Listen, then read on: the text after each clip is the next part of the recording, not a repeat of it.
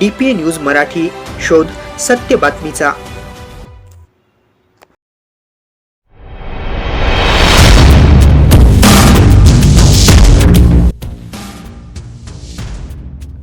पेठ तालुक्यातील आदिवासी मुलांची शासकीय वसतिगृह इमारत अत्यंत धोकादायक अवस्थेत असल्याचे समोर आले आहे। सामाजिक कार्यकर्ते प्रशांत गावंडे यांनी दिनांक 5 मार्च 2026 रोजी वसतिगृहाला भेट देऊन पाहणी केली असता अनेक गंभीर त्रुटी आढळून आल्या।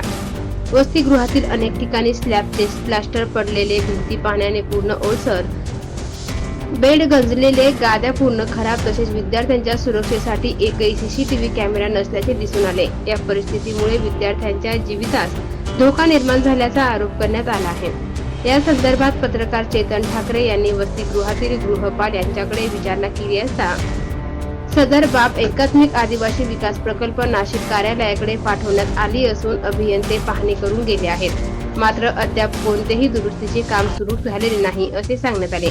यापूर्वी पुणे येथील वाकडमधील आदिवासी मुलामुलींच्या शासकीय वसतिगृहात स्लॅब प्लास्टर पडून विद्यार्थिनी गंभीर जखमी झाली होती। त्याचप्रमाणे पेठ येथील वसतिगृहातही अशीच परिस्थिती निर्माण होत असल्याचे प्रशासनाच्या दुर्लक्षाबाबत गंभीर प्रश्न निर्माण होत आहे। विशेष म्हणजे वॉटर लिकेजची समस्या सोडवण्यासाठी 3 वेळा काम करण्यात आले असल्याचे सांगितले जात असले तरी पाण्याची गळती अद्याप सुरूच आहे। त्यामुळे या कामांमध्ये भ्रष्टाचार झाला का असा प्रश्नही उपस्थित केला जात आहे।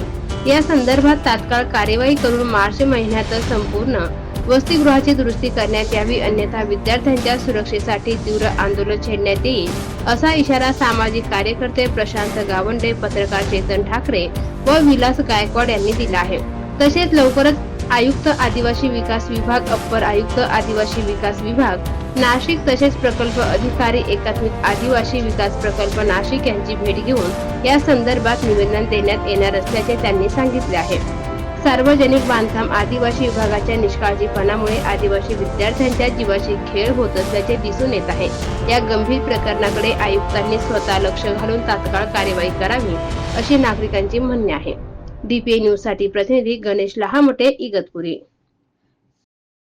ताज्या घडामोडी व अपडेट जाणून घेण्यासाठी आताच DPA न्यूज चॅनलला सबस्क्राइब करा आणि बेल आयकॉन क्लिक करायला विसरू नका।